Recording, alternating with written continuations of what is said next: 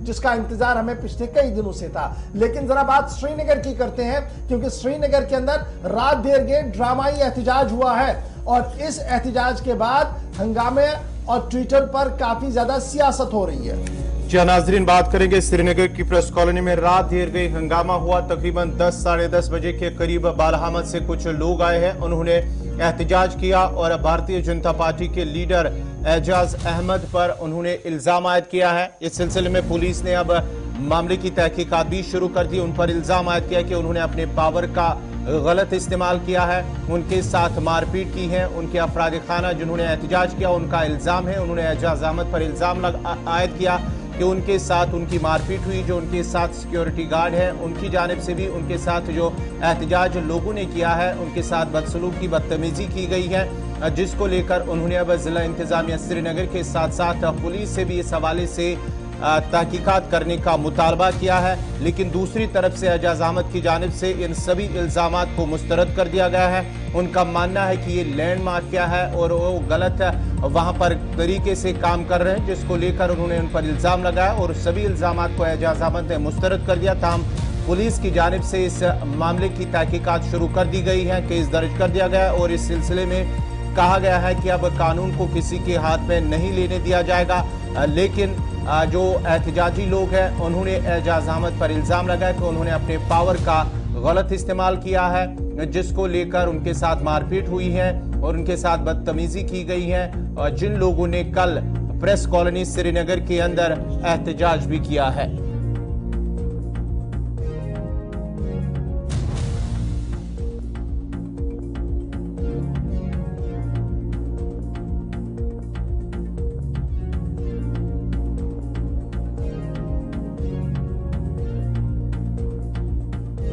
जो रात देर गए आई प्रेस कॉलोनी के अंदर और इल्जाम ये है कि भारतीय जनता पार्टी के यूथ लीडर एजाज बालाहमी ने अपनी सिक्योरिटी का नाजायज इस्तेमाल किया और जदकोब किया जी इस शख्स का, जिसके बाद उन्हें अस्पताल लाया गया। अस्पताल के बजाय ये प्रेस कॉलोनी आए, पहले एहतजाजी धरना दिया, उसके बाद इन्हें अस्पताल लाया गया। अभी हमारे जरा ये बता रहे हैं कि रात देर गए उनको अस्पताल से छुट्टी भी मिलेगी। फटाफट से पहले जरा इल्जाम है क्या और ये खवातीन जो सीना को भी कर रही थी ये क्या कह रही थी, उसको जरा सुन लेते हैं।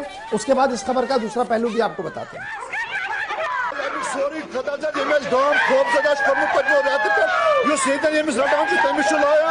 भरपूर अपील कर गवर्नर साहब एलजी साहब खास कर डीजी साहब मारने बिचार गाड़ी मज ड्राइव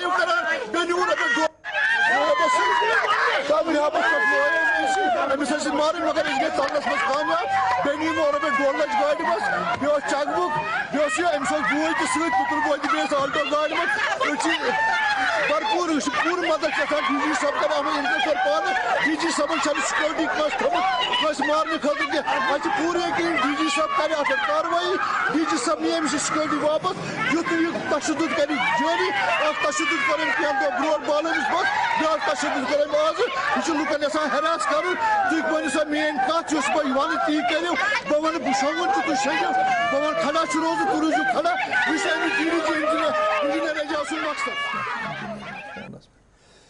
चलिए जनाब, ये था इल्जाम कि सिक्योरिटी का नाजायज इस्तेमाल किया गया और गाड़ियों में जो सामान था जो पैसा था वो भी ले गए हैं जी। ये तो इल्जाम है एक तरफ से जो रात देर गए एहतजाज श्रीनगर के अंदर हुआ। बालाहमा से ताल्लुक रखते हैं बीजेपी के लीडर और ये उनका वो बयान है जो रात 12:30 बजे उनकी तरफ से जारी किया गया। लेकिन हमारे साथ वो फोन लाइन पर इस वक्त ज्वाइन करेंगे जी इंजीनियर एजाज। बहुत शुक्रिया इंजीनियर एजाज ज्वाइन करने के लिए इस वक्त हमारे साथ। और ये जो खबर चल रही है रात देर गए से, जिस पर अभी सियासी महाज पर भी काफी ज्यादा गर्माहट हम देख रहे हैं, दरअसल जानना चाहेंगे कि पूरा मामला है क्या और ये जो इल्जामात आप पर है कि आप सिक्योरिटी का नाजायज इस्तेमाल करते हैं, इससे पहले भी आपने तख्त मश्क किया है बालाहमा के कुछ जवानों को, आज दोबारा आप पर यह इल्जाम लगा है और ये भी इल्जाम है कि आपकी सिक्योरिटी ने गाड़ी को तोड़ा, वहां से पैसे निकाले। ये वो साउंड बाइट्स है जो रात देर से चल रही है। जो क्रेडिबल न्यूज सोर्स होने के नाते मैं गुलिस्तान न्यूज चैनल से ये अपील कर रहा हूँ कि आप जज ना बने और जो आप बोल रहे हो कि तख्त मस्जिद किया ये वो, ये बस इल्जामात है। नहीं, हम भी तो इल्जाम ही बता रहे हैं, तो इसीलिए तो आपको भी दिया मौका कि आप अपना व्यू पॉइंट क्लियर करें। जी गौर भाई, अभी मसला ये है, कुछ दिन पहले इनको नोटिस दी गई सरकार द्वारा, इन्होंने वहां पंडित प्रॉपर्टीज को ग्रैब किया है, इन्होंने वहां एग्रीकल्चर लैंड 500 कनाल को फिलिंग की है। कल मॉर्निंग में इनके वहां एक डेयरी फार्म पे यहाँ एनिमल हस्बेंड्री का रेड हुआ जी, और जिसमें उन्होंने जो गाय थी जो सब्सिडी निकाली थी वो वहां पे पाई नहीं, वहां पे अलग वो थी, टैग लगा के थी। और मैं उस टाइम अपने जवाहरनगर घर में था जब मुझे ये पता चला। मैं ये मानता हूँ ये एक बड़ी सोची समझी साजिश है। इससे पहले भी इन लैंड ग्रैबर्स ने हमें अटैक किया था। जब मैं वहां प्ले फील्ड बना रहा था, मैंने 90 कनाल जमीन, सरकारी जमीन इनसे हड़प की थी उस टाइम, और तब से ये मामला चल रहा है, क्योंकि इनको डर लग रहा है कि इन्होंने जो करोड़ों में प्रॉपर्टी बनाई है, ये लोगों को धमका के रात को ये लोग सरकारी जमीनों में फिलिंग करते हैं, एग्रीकल्चर लैंड में फिलिंग करते हैं, और दूसरे दिन गांव वालों से 3-3 मरले, 4-4 मरले, 5-5 मरले जमीन हड़प कर लेते हैं। उसके बारे में इनको ऑलरेडी नोटिस भी गया है। मुझे ये बताइए, अगर हमने इनको मारा होता क्या ये हॉस्टल नहीं जाते? ये तो ड्रामा था। और 5 लोग वहां पे आए थे धरने के लिए, उन 5 लोगों के ऊपर कम से कम 5 एफआईआर ऑलरेडी लगी हुई है पुलिस स्टेशनों में, और उनके ऊपर नोटिस भी गई है। अब ये लोग उसको छुपाने के लिए अपनी बेटी और बहनों का इस्तेमाल करते हैं, और इन्होंने इससे पहले भी इस्तेमाल किया। मैं ये मानता हूँ ये बहुत बड़ी साजिश है, इसमें कुछ पॉलिटिकल लोग भी इन्वॉल्व हुए।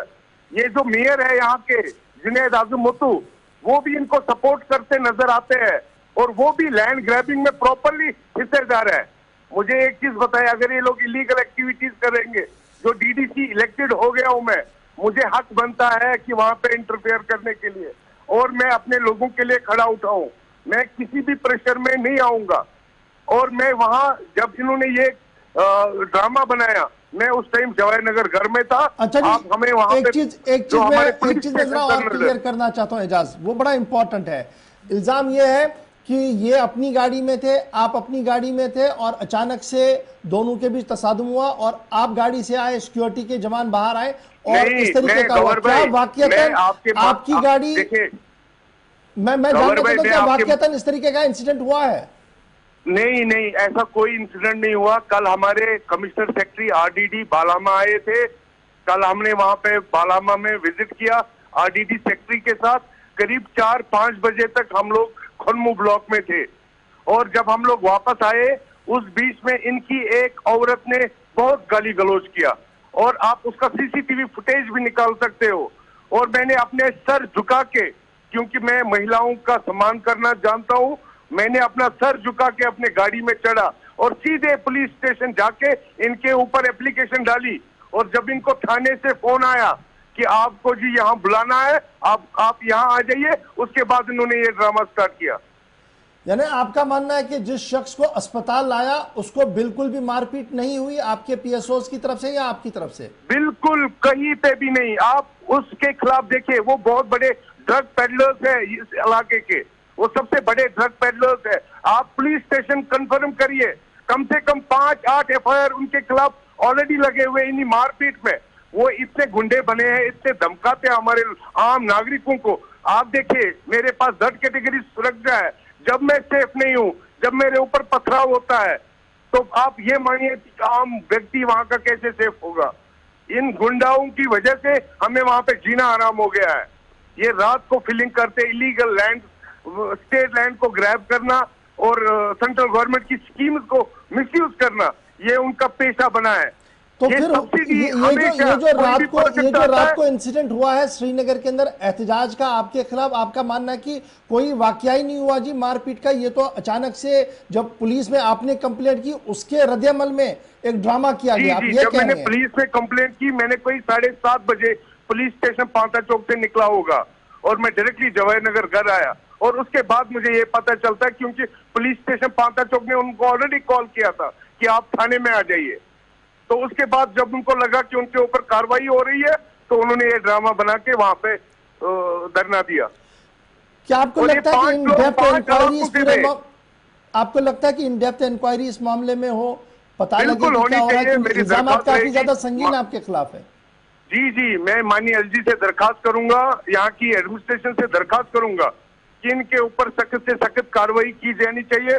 मैं बीजेपी से आज से मुंसलिक नहीं हूँ, बल्कि 15 साल से मुंसलिक हूँ, और आज तक आपने कभी ये नहीं देखा होगा कि हमने किसी के ऊपर कोई आंच आने दी या ना कोई ऐसी शिकायत मौसूल हो गई होगी।